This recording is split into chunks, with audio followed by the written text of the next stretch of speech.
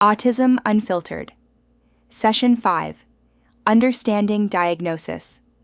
Welcome back to Autism Unfiltered. I'm really glad you're here. Today is Session 5, and we're diving into something that can feel huge, confusing, or even emotional for many people. How autism is diagnosed, what those criteria actually mean, and why a diagnosis can be such a powerful tool for self-understanding. Before we start, can I ask you to like and subscribe as it helps get our message out there? Right. Let's start right at the beginning.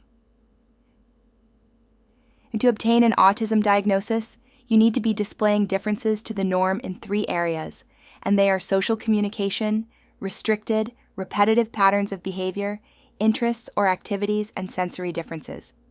I will give a few examples in each area what it may look like, but we will elaborate more in further episodes. With social communication, the individual may be non- or preverbal, yet for others it may be the social aspect of communication. I once had a friend who was a teacher, and during one break time in the communal lounge, all the staff were criticizing a member of the team who was not in the room. They were saying things like, "Mr. Williams is a rubbish teach. His methods of teaching are dated, and he's only in the job for the money." Suddenly the door opens, and in walks Mr. Williams and says, "What are you all talking about?" One of the teachers replies, "We were just talking about the football last night, and what an amazing game it was." My friend looks rather confused and says, "No, you weren't. You were talking about what a rubbish teach he is." At this point, everyone just looks embarrassed. This sadly is rather a common occurrence if you are autistic. Some people struggle to realize that a conversation has shifted and why it needed to shift. The next area is restricted, repetitive patterns of behavior, interests or activities, and can look like repetitive movements, stimming, rigid adherence to routines, and intense focused interests. This includes behaviors like hand flapping or rocking, needing to take the same route to school every day, or having extensive knowledge about a very specific topic like trains or dinosaurs. The third area is sensory differences, and this may look like oversensitivity or undersensitivity to sights, sounds, smells, tastes, touch, and movement. Oversensitivity can lead to distress from bright lights or loud noises, while undersensitivity might mean a person seeks out strong sensory input like rough play or loud noises. To get an autism diagnosis, you have to have differences to the norm in all 3 areas. Other individuals may struggle in one of these areas, such as sensory processing disorder only, and this will not result in an autism diagnosis. The following image was drawn by NeuroWild, whose work can be found on Instagram, and it depicts a neurodiverse mouse drowning in water because of all the differences they are experiencing being in a neurotypical world. Imagine the water represents schooling, and the mouse is trying to learn how to swim, but the number of differences the mouse experiences is making swimming nigh on impossible.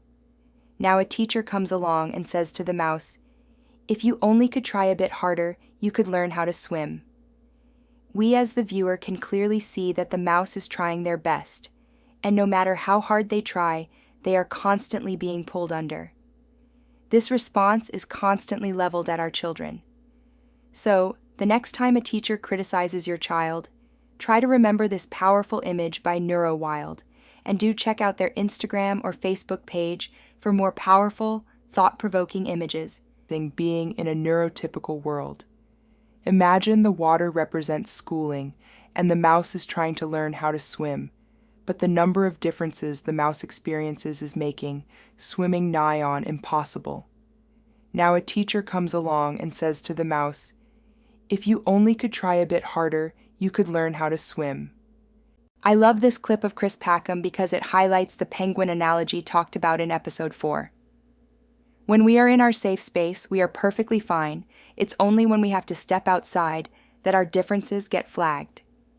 Here we can see a graph depicting different cognitive profiles. The wavy brown line represents a neurotypical profile, although not all will be the same, whilst the other 2 represent autistic profiles. Now, the autistic profiles are very spiky, so why is this important to understand? The key thing is to understand that, although an individual may be highly capable in some areas, i.e., quantum physics, then in another area, where in theory, they should be equally as capable, such as being able to cross a road safely. This throws the neurotypicals around them, and they are left extremely frustrated as they believe that the autistic individual is putting on this lack of ability. For example, I know an autistic person who can usually make eye contact for short periods, can usually understand sarcasm, rarely goes nonverbal, rarely has meltdowns or shutdowns, does not stim around other people. This person does not look autistic. They can hold conversations and pass as neurotypical. They seem to be high functioning. Also know an autistic person who often can't go to the shops alone, often cannot tolerate being toughed, often forgets to do things like shower and eat, often cannot hear people speaking to him when others are talking at the same time. This person will likely never function independently, complete college, or have a job. They will likely always require support from family, friends, or partners. They seem to be low functioning. Guess what? They are both me.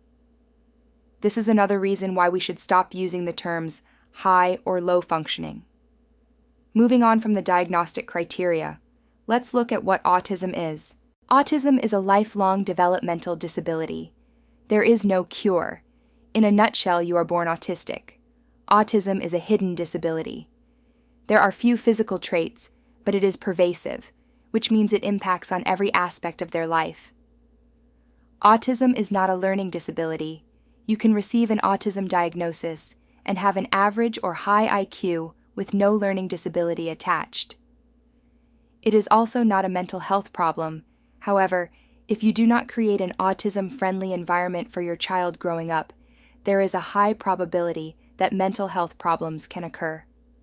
Co-occurring conditions are said to co-occur when they are found in the same person at the same time. This is different from comorbidity, which implies that the conditions are unrelated. Neurodiverse conditions co-occur at very high rates. Due to diagnostic shadowing and the rigidity of single diagnosis pathways, individuals may not be aware that they have more than one neurodivergence. This means that data of co-occurrence rates remain estimations. This image illustrates the estimated prevalence of two neurodivergences. The blue section of each pie graph represents the likelihood of that condition being present with the primary diagnosis, listed down the left side. Gaps represent a lack of statistical understanding in these areas. Other commonly co-occurring conditions are as follows: mental health conditions such as anxiety, depression, obsessive-compulsive disorder, OCD, bipolar, post-traumatic stress disorder, eating disorders, sensory differences such as Irlen syndrome, prosopagnosia, synesthesia, alexithymia, sensory processing disorder, SPD, aphantasia, visual difficulties, bowel and bladder problems such as irritable bowel syndrome, nocturnal enuresis, allergies, and finally, neurological and physical differences such as epilepsy, sleep disorders, hypermobility syndrome, Ehlers-Danlos syndrome, fibromyalgia, chronic fatigue syndrome, CFS,